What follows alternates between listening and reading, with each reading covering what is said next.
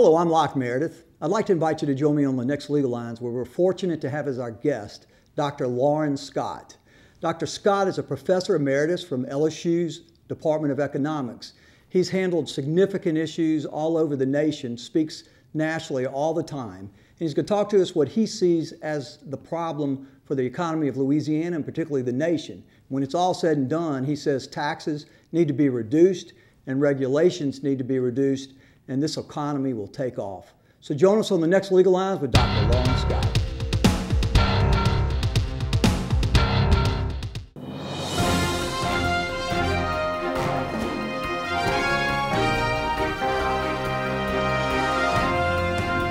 Hello, I'm Locke Meredith, and I'd like to thank you on behalf of myself, Sean Fagan, and Corey Ogeron, and our entire staff for letting us come into your homes for the last 10 years via Legal Lines. We hope that you've come to a greater understanding of how the law works and how the government works for you.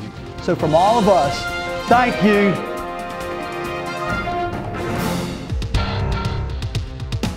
Welcome to Legal Lines. I'm Locke Meredith, and I'm very pleased to have on the show today Dr. Loren Scott. He's a professor emeritus from LSU, the Department of Economics. Dr. Scott. Locke, glad to be here. So great to see you again. I think first time I recall us doing something as I was digging a ditch for you when I was probably 16 years old. That's right. You worked like a dog then, too.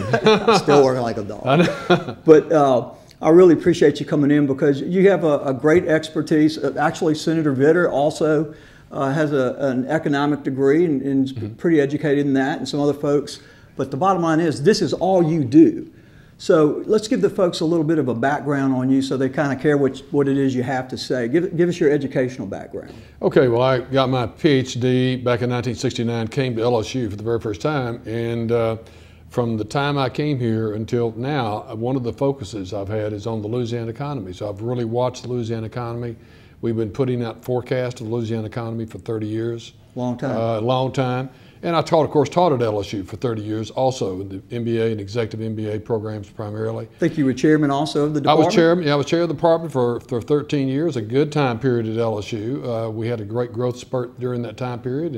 And I think the rankings significantly improved while you were chair. We had a great time during. We had a great, very supportive dean, very supportive provost, Carolyn Hargrave and Jim Henry. And during that time, we rose in ranking from 101st among the 4,000 economics department to about 36th or so. Fantastic. So it was a great time period. It was a lot of fun.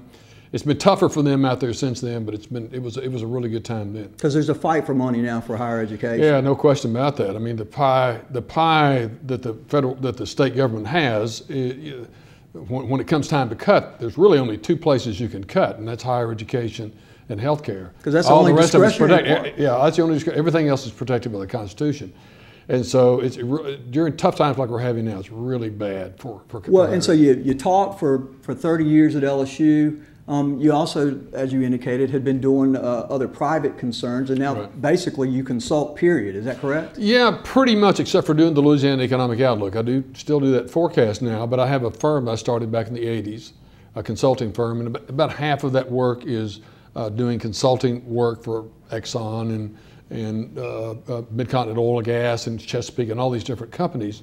And then the other half is I go around the country giving speeches. I gave about 60 speeches last year on the state of the economy. So and actually, so folks understand how recognized you are. You've been quoted and actually appeared on television programs, I think MSNBC and MSNBC, CNBC, and also, of course the local stations. And then also I saw that your articles have been quoted in the Wall Street Journal and Bloomberg and other highly respected articles. Yeah, I've been very, very, very fortunate in that respect. All right, well, let's dive into it. What is the study of economics?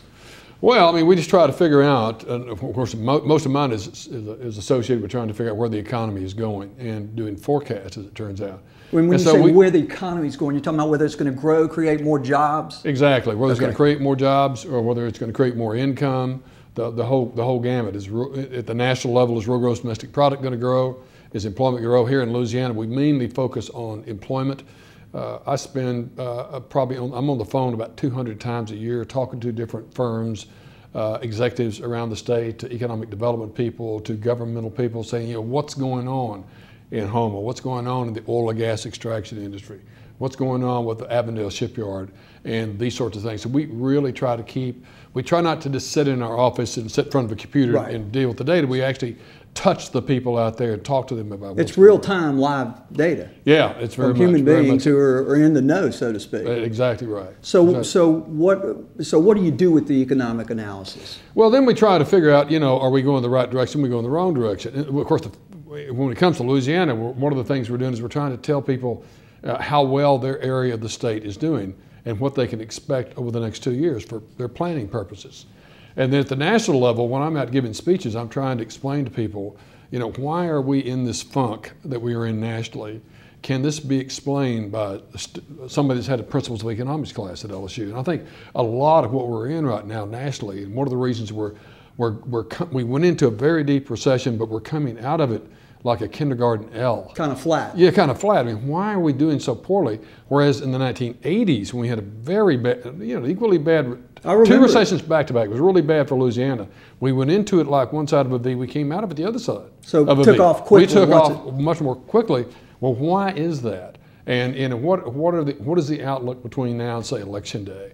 And why is President Obama so worried right now about the unemployment rate? And he should be worried because no president since FDR has been in re-elected office with the unemployment rate above 7.2%. Let's pose the question, why do we here in Baton Rouge, Louisiana, care what's going on at the federal level? How does that affect us? Well, what goes on at the federal level really affects the national economy. What happens in the national economy affects us. Bottom line is it creates buyers and sellers. Well, yeah, I mean, for example, if the national economy is growing slowly, people don't buy as many cars, houses, they don't drive around as much. Well, we are a big chemical industry area of the country, and if you look at a car, look at a house, a car is a moving piece of chemicals, chemical products, and a house is a stationary piece of chemical product. You think about how many chemicals are around us right now, how much we use in a house and making a car.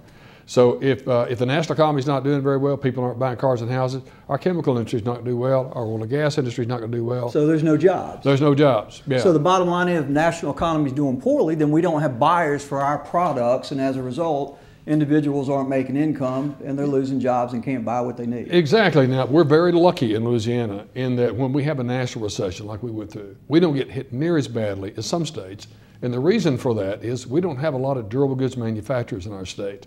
We have one car manufacturer up in Shreveport that's about to close. That's the GM plant? But GM plant will close next year, the middle of next year. But we don't have people making cars, refrigerators, appliances, TV sets, and things like that. If you go to the state of Michigan, when the national economy goes into recession, Michigan goes into recession. National economy goes into recession, Louisiana goes into recession. The national economy lost 6.1% of its jobs during the Great Recession. We lost 2.8%. And we did way better than most of the rest of the country.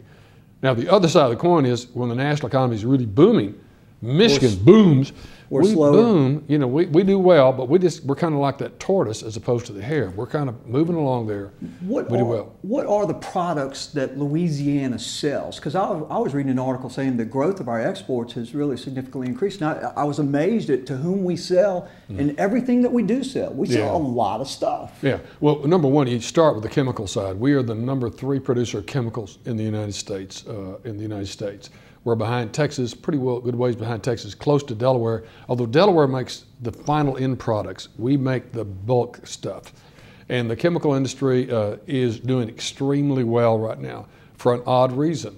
And the odd reason is the price of natural gas right now is very low. We've discovered how to get natural gas out of shale in the United States. There's lots of shale. That's what they call the shale gale? The shale gale. They found it everywhere. Well, the shale gale sometimes applies to the oil side, but in this case it applies to the natural gas side. There is so much natural gas out there, the price of natural gas is real low in the United States. It's not real low in Europe. Interesting. And as it turns out, our chemical firms use tremendous amounts of natural gas. And unfortunately, the firms in Europe, the price of natural gas in Europe is still high. So despite the fact that the world economy is not doing very well, the demand for chemicals is not very great, we're getting a bigger market share, so our chemical industry is doing very well. Excellent. All right, we'll continue this on the next segment. Okay. This is Locke Meredith with Dr. Loren Scott. We'll be right back.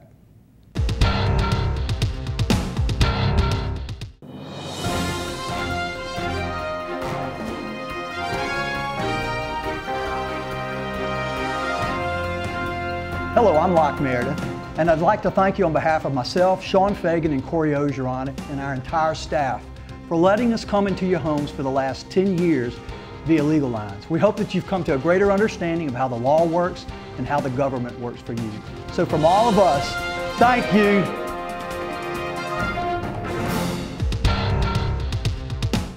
Welcome back to Legal Lines. I'm Locke Meredith, and again, very pleased to have on the show today Professor Emeritus at LSU, Dr. Loren Scott.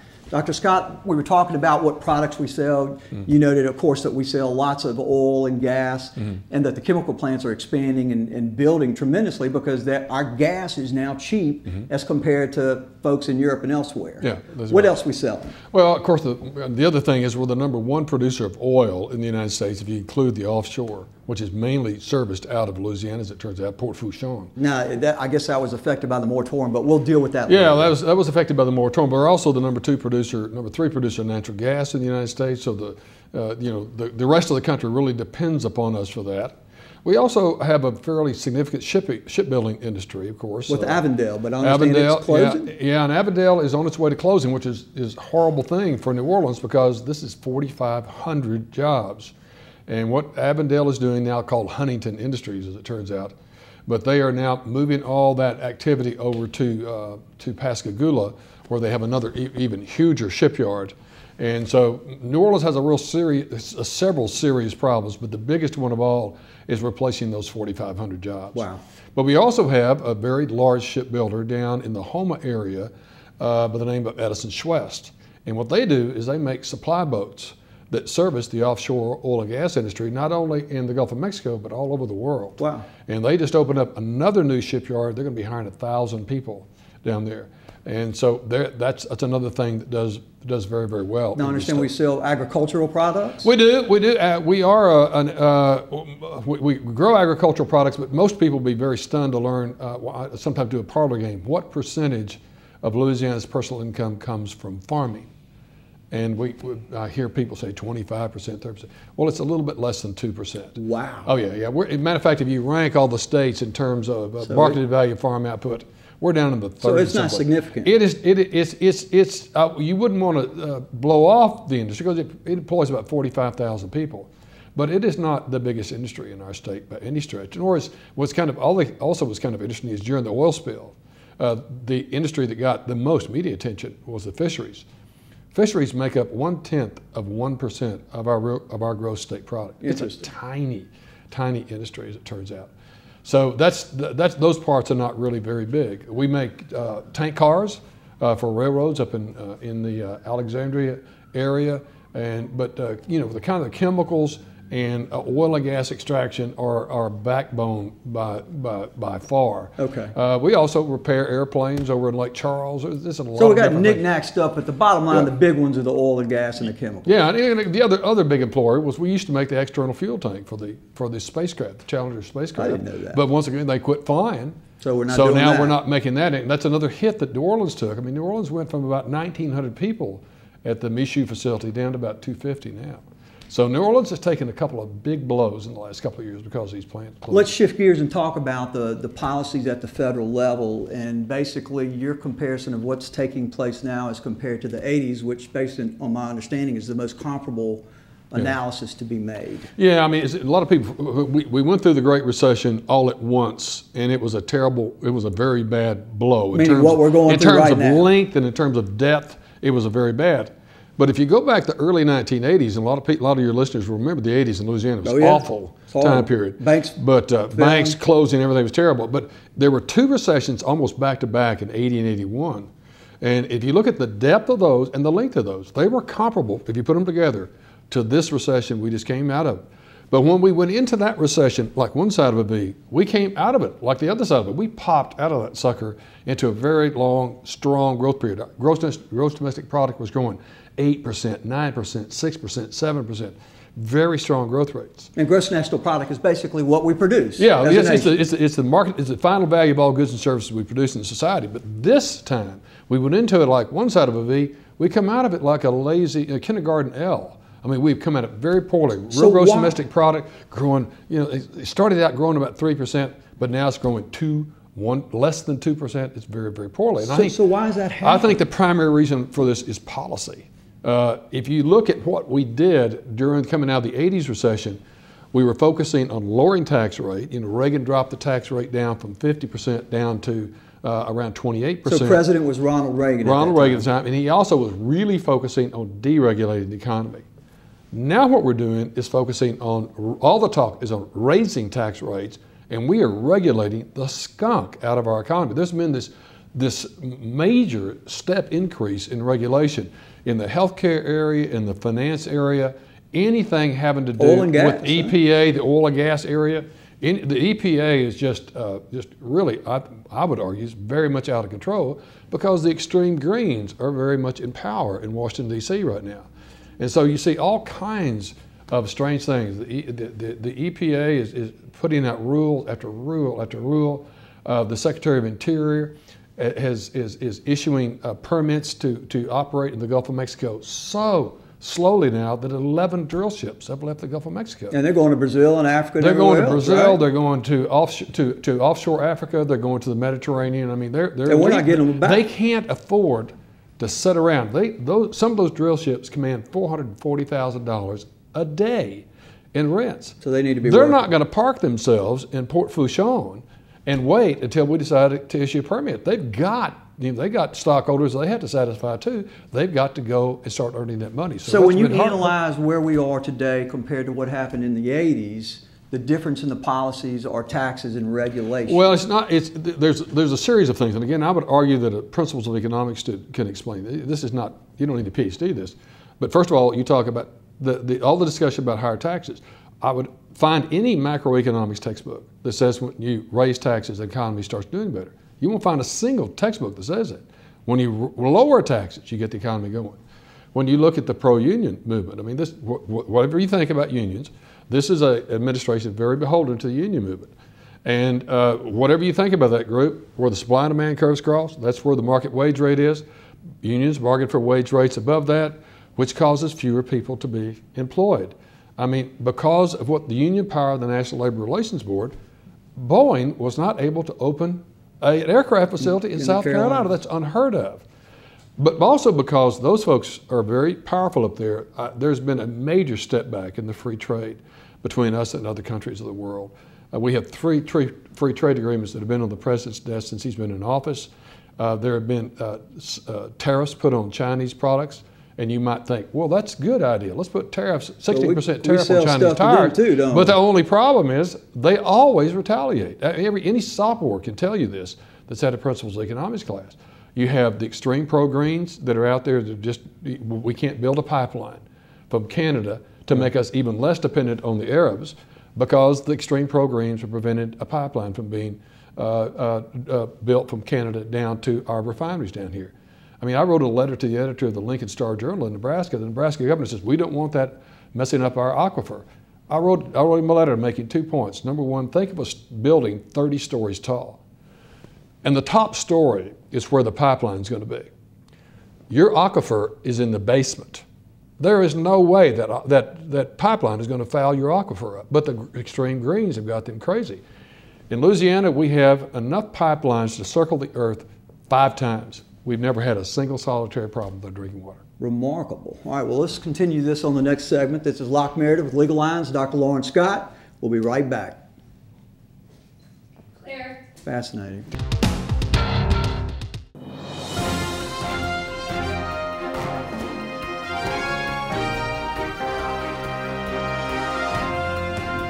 Hello, I'm Locke Meredith, and I'd like to thank you on behalf of myself, Sean Fagan, and Corey Ogeron, and our entire staff for letting us come into your homes for the last 10 years via Legal Lines. We hope that you've come to a greater understanding of how the law works and how the government works for you. So from all of us, thank you.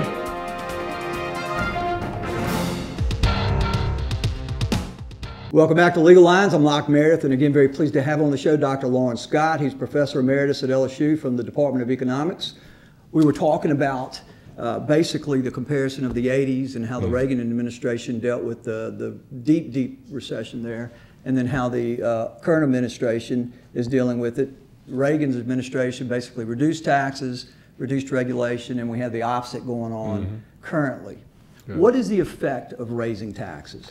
Well, I mean, one of the things, of course, you're taking money out of people's pockets. The whole idea is that government can spend this smarter than you can. And of course, there's nothing to support that. I would say there's nothing to support that. I mean, the problem we got, as I was mentioning near the break, is that when it comes to tax policy, there's two camps. One camp is you try to use tax policy to stimulate the economy, to create jobs, to build roads, bridges, create jobs for everybody. Right.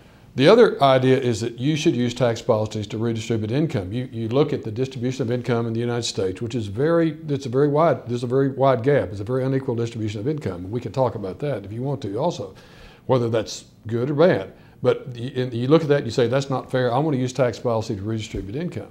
And so you'll hear the president right now, he's talking about he wants to raise taxes on the wealthy because you'll see the word fair over and over. You'll see fair used a lot. The problem with that is that we have examples of what happens when you do that, and that is Europe. If you look at Europe prior to the recession, prior to the Great Recession, Europe is a place where you try to use heavy unionization, heavy government involvement in the workforce, very much using tax policies to keep everybody about the same level. Okay, and if you look at Europe, Europe is always was characterized by very slow growth in the real gross domestic product, and by very high unemployment rates. What we're experiencing now is commonplace in Europe. And so what I think we're doing right now is we're developing Eurosclerosis. Okay, we're putting ourselves in a position where we're going to be just like that if we're not careful. And so those are just two different ways of thinking about it. And, so the money is as a matter of fact, I may say one other thing. The healthcare system, especially in Great Britain and also Canada, is also one where the government basically runs things, sets prices, runs things, and the principles of economics student can explain to you what happens when you do that. And that is that people will demand more health services than are supplied, and you get lines.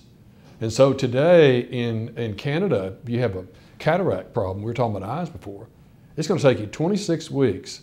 After you get in to see your GP, which is going to take about 16 weeks, it takes you 26 weeks to get in to see an eye doctor, another 26 weeks to get the surgery done. Yeah, whereas I go to my doctor tomorrow, I have the surgery done day after tomorrow. Yeah, I've never seen anything that the government does that's efficient and effective quickly. It just doesn't seem like it happens at the best, cheapest price. Well, there's a very good reason for that. And the very good reason is incentives. I mean, I wouldn't say there's nothing to do efficiently, but the very good reason for this is incentives.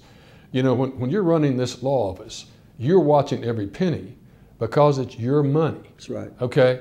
When you're running the government, and whether, I don't care what government it is, whether it's LSU or whatever it is, it's not your money. And because it's not your money, you don't watch it as carefully, and you're not as focused in on incentives and on efficiency as you could be. And that's why when we shift money from one to the other, we end up growing slower, I think. And so the government, the federal government, is taking tax dollars and saying some of them they're going to spend to increase jobs, but the others to distribute income, and giving the income to folks that they're giving it to is really not making that money productive. Well, it could. I mean, first of all, you have to give. There are some folks, for whatever reason, are extremely poor. I mean, I teach the Bible all the time. Okay. I'm a Sunday school teacher. Yes. I mean, you go to the Sunday school. It's clear in the scriptures. You see a person over here that's lame, or a person over here that is can't see or something. You're to give to those people. Those are very clear. Take care of those. We need to take care of those. Now, to a large extent, what we've done in the United States is we've said we're going to do that through government. It used to be done by churches. Now it's done mainly through government. But I mean, but also in the scriptures. I mean, what I find at the risk of teaching Sunday school here is that people that were able to work, though, that were poor. What you do is you were told, the people who own the farms would say, reap your fields, but always leave something in your field for the people less fortunate.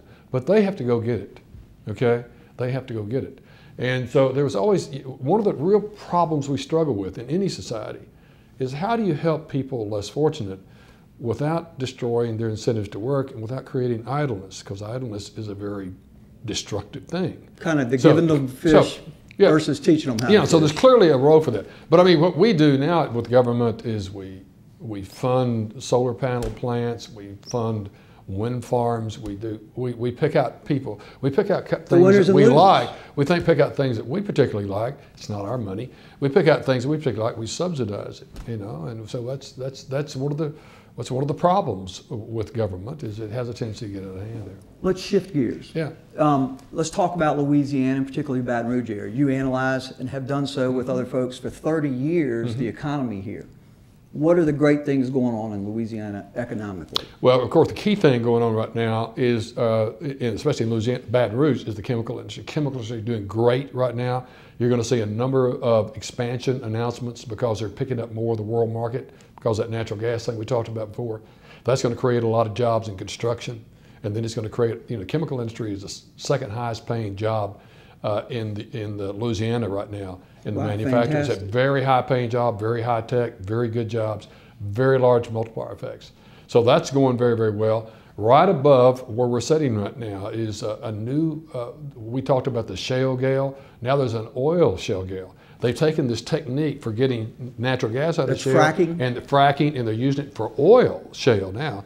And there's a big thing going right across the center part of Louisiana called the Tuscaloosa Marine Shale. So I think what you're going to see over the next couple of years is a large number of rigs coming in, a lot of money being pumped into the Baton Rouge economy, servicing and drilling for that, and people are getting paid royalty payments and lease payments. So that's going to be a very big factor for the Baton Rouge area. Excellent. We have a new casino opening up, which will hire a lot of people, but I really think what's going to happen, and we've done some analysis of this, I think when that casino opens, we're going to lose at least one of the ones down on the river. This market is not big enough to support 3 river boats. And then we've got a new chemical plant, S&F Polymer, going in across the road in Port Allen area. We've got down in the Ascension Parish area a number of new plants coming in. The only thing we have to worry about here is state government, because the problems we've been having with the funding to state government is still going to be there this coming year. And one of the things Governor General has pointed out is state government work is declining because of these cuts. He said, I'm not going to raise taxes, which means you have to cut spending, and state government is mainly people. Sure. And so we're probably going to see some more layoffs in state government. And so some services, I guess, will suffer to some degree. Once you get beyond us, it depends on what city you're in. New Orleans we have no growth for New Orleans for the next couple of years. They've just got some serious problems with the closure of Avondale, the closure of the Michoud plant. There's going to be a big postal service distribution facility. It's going to close down. It's going to cost them almost 1,000 jobs. We have them pretty flat. Even though they're doing some good stuff down there, they're going to have some problems. Lake Charles is going to be hot. It's going to be doing very, very well. So the two really great spots right now, Baton Rouge and Lake Charles. Baton Rouge and Lake Charles real strong. And if we get the Gulf of Mexico coming back, that'll be good. That'll be wonderful. Dr. Scott, thank you so much. My pleasure. Okay. It was really great good to be with you guys. This is Locke Meredith with Legal Lines. Dr. Loren Scott, thank you for being with us.